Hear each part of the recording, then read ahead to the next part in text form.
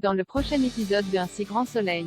Tandis que l'assistante de Monsieur Verneuil est placée sous protection judiciaire, l'avocat d'Hélène demande une contre-expertise médicale pour la faire sortir de prison. Attention, les paragraphes qui suivent contiennent des spoilers sur l'épisode d'Un si grand soleil diffusé demain soir sur France 2. Si vous ne voulez rien savoir, ne lisez pas ce qui suit. Mercredi 18 mai dans Un si grand soleil.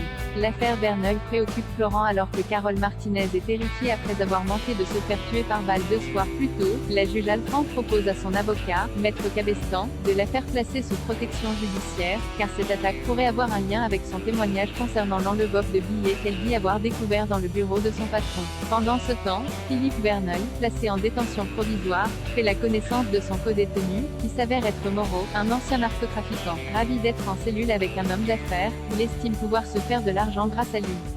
Verneuil argue qu'il s'agit de l'argent de son entreprise et non du sien. Moreau lui conseille de s'en servir pour acheter la protection de certains prisonniers influents afin de garantir sa sécurité pendant son séjour carcéral. Au parloir, Verneuil s'effondre devant Florent lorsque celui-ci l'informe que les ordinateurs de sa société sont encore en cours d'expertise et n'ont pas pu être récupérés. Désespéré à l'idée que son entreprise ne coule, il fait promettre à son avocat de veiller sur sa fille Aurore.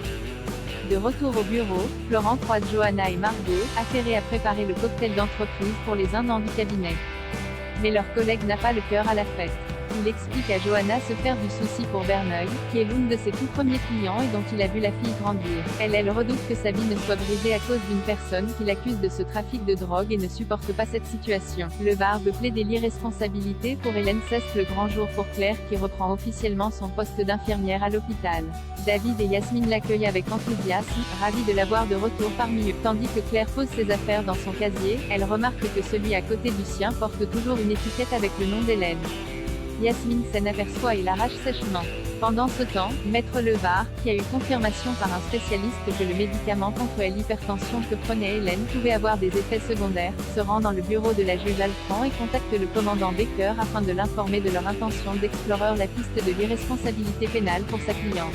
Cette piste devrait être renforcée par une contre-expertise médicale soumise à l'infirmière.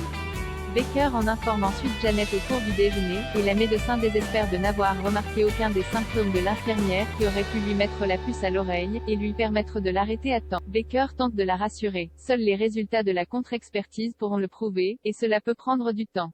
Levard se rend ensuite en prison et demande un parloir auprès d'Hélène.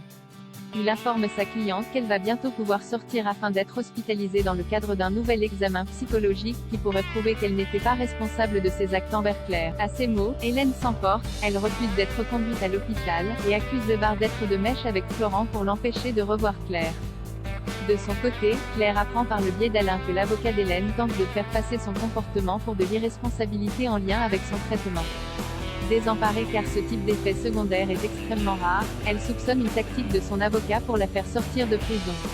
La nuit tombée, elle fait un cauchemar. À l'hôpital, l'étiquette avec le nom d'Hélène est réapparue sur son casier, et l'infirmière se glisse derrière elle par surprise. Enzo veut prendre son indépendance alors qu'il retrouve sa grand-mère Claudine pour une virée. Celle-ci lui demande si les préparatifs de leur déménagement avancent. Enzo lui répond qu'il est très content de ce changement de vie pour Florent et Claire, mais avoue qu'il aurait préféré profiter de cette occasion pour prendre son indépendance en se trouvant un logement par lui-même. Claudine lui propose alors d'en parler à son père et même de l'aider financièrement, mais il ne préfère pas gâcher leur bonheur pour le moment et leur annoncera sa décision en temps voulu. Il refuse aussi gentiment l'aide de sa grand-mère, et préfère se débrouiller par ses propres moyens.